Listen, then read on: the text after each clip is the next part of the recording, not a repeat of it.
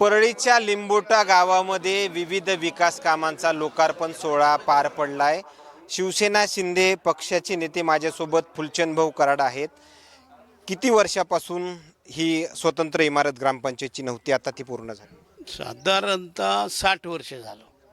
ग्रामपंचायत जशी ही त्या गावाला झाली स्वतंत्र, तसं ग्रामपंचायतचं कार्यालय नव्हतंच। मग ग्रामपंचायतचा कारभार वगैरे कशा पद्धतीमध्ये चालायचा? कुठं ग्रामसेवक बसायचे? ग्रामपंचायतचा कारभार पारावर बसून चालायचा। जुन्या गावामध्ये एक हनुमान मंदिर होतं आणि त्या ठिकाणी सरपंच बसायचे, त्या ठिकाणीच ग्रामसभा व्हायची, त्या ठिकाणीच ग्रामपंचायत सदस्य बसायचे। असं करून आम्ही ते कारभार करायचा। आज वान धरणाचं पाणी जे आहे ते तुमच्या इथं तांड्याला सुरुवात केली तुम्ही आजपासून, त्याचा देखील लोकार्पण सोहळा पार पडलाय। किती वर्षांपासूनचा विलंब होता? देशाला स्वातंत्र्य झाल्याच्या नंतर वान धरणाचं पाणी या गावाला कधी मिळालं नव्हतं। आज पहिल्यांदाच पिण्याचं पाणी वान धरणातून आणलंय मी आणि ते मिळतंय तांड्याला आणि गावाला। हे लय आमच्यासाठी सोन्याचा सूर्य उगवलेला आहे। आज काय ग्रामस्थ म्हणून काय भावना आहेत तुमच्या? एकीकडे पाहिलं गेलं तर तांड्यावरती पाणी सुरू झालंय, गावात देखील ते देखील सुरू होईल। मात्र 50 ते 60 वर्षामध्ये आजपर्यंत फुलचंद भाऊ आणि गोपीनाथरावजी मुंडे साहेब यांच्या माध्यमातून जे कार्य झालं ते सोन्याहून पिवळं झालेलं आहे। आणि लिंबोटा ग्रामपंचायत आत्तापर्यंत ग्रामपंचायतचं कार्यालय नव्हतं, ते कार्यालय झाले। त्यामुळं फुलचंद भाऊचे आणि गावकऱ्यांचे सगळ्यांचे आभार आणि धन्यवाद। त्याच्यानंतर मुंडे साहेबांनी जे कार्यालय दिले, मंगल कार्यालय दिलं, भाऊंनी आता ग्रामपंचायत कार्यालय दिलं, भाऊंनी आता पाण्याची सोय केली आहे। त्यामुळं फुलचंद भाऊचे आणि सगळ्या गावकऱ्यांचे मनापासून आभार मानतो।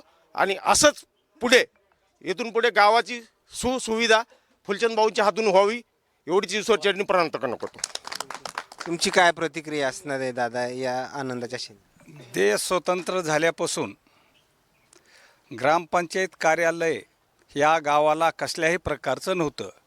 त्यामुळं कमीत कमी पुनर्वसन झाल्यापासून त्याच्या अगोदर लिंबोटा गावात ग्रामपंचायत कार्यालय, ग्रामपंचायतच काय माहीत नव्हती। पांगरी, देशमुख टाकळी आणि लिंबोटा अशी ग्रुप ग्रामपंचायत होती।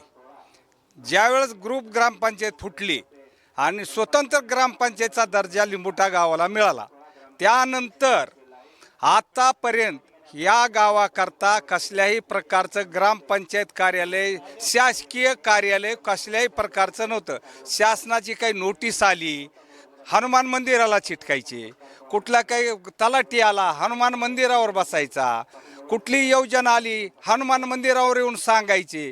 आता नवीन शासनाच्या नियमानुसार सन्माननीय माजी उपमुख्यमंत्री, केंद्रीय ग्रामविकास मंत्री गोपीनाथरावजी मुंडे यांच्या प्रयत्न आणि फुलचंद कराड यांच्या प्रयत्नाने पुनर्वसन करून त्यांनी या पांगरी शिवारात स्वतंत्र गावाची व्यवस्था केली आणि सुसज्ज रस्ते, चांगल्या प्रकारचं गाव वसवलं।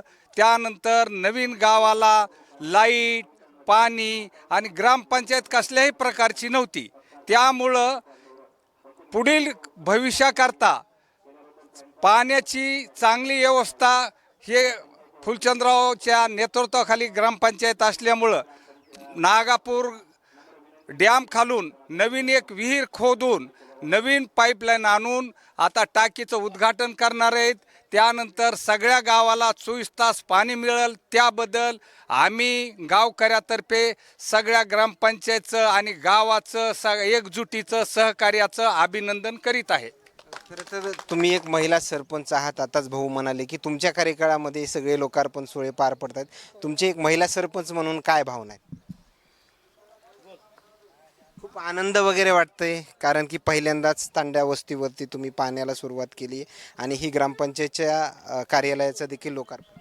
हो, आमच्या काळामध्ये, माझ्या काळामध्ये ग्रामपंचायत पाणी किंवा ग्रामपंचायत झाली बरेच दिवसानं नव्हती आणि त्याचा आनंद नक्की वाटतो। आनंद खूप झालेला आहे। काही महिला वगैरे तांड्यावरल्या तुम्हाला काय अडचणी वगैरे सांगायच्या पाण्यासंदर्भात? नाही, त्यांची खूप बेजारी होती। इथून तिथून पाणी आणायचे, भांडं करायचे इकून एकी मग सारखं माझ्याकडे यायचं की पाणी नाही, पाणी नाही, पाणी द्या आम्हाला. असे बरेच बाया माझ्या संग बोलत होत्या. ते आता त्यांचा आनंद झालेला आहे. हां. धन्यवाद. या ठिकाणी येत असलेल्या प्रतिक्रिया फुलचंद भाऊ, खरं तर तांड्या वस्तीमधले सगळे ग्रामस्थ जे आहेत ते आज आनंदी पाहायला मिळाले. या अगोदर असा आनंद पाहायला मिळाला होता का त्यांच्या चेहऱ्यावर? अजिबात नाही. महिलांना पाण्यासाठी रात्र रात्र जागावं लागायचं. आणि आता इथे मुंडे साहेबांनी मी आणि हे जो कारखाना उभा केला, काही वर्ष तर आम्ही ह्या कारखान्याच्याच पाणी पिलं. इथून ती पाईपलाईन जात होती. आता पहिल्यांदाच ही नवीन नळ योजना झाली म्हणायची. पहिल्यांदाच नाही. आम्हाला स्वातंत्र्यानंतर नळ योजनेचं पाणी जर मिळालं असेल तर आत्ता मिळालं आहे. आणि त्या पाण्याला महत्त्व कशामुळे? पाणी मी इकडून तिकडून वड्याचं आणलं नाही, नदीचं आणलं नाही, वान धरणाचं पाणी आणल्यामुळं लोकांना गॅरंटी आहे की हे पाणी कधीच बंद होणार नाही. ओके, धन्यवाद भाऊ. खरं तर हे येत असलेल्या प्रतिक्रिया ग्रामस्थांच्या चेहऱ्यावर प्रत्येकाचा एक वेगळा आनंद जो आहे तो पाहायला मिळतोय. आणखीन काही नवीन अपडेट्स मिळतील का हेही पाहणं तेवढंच महत्त्वाचं ठरणार आहे.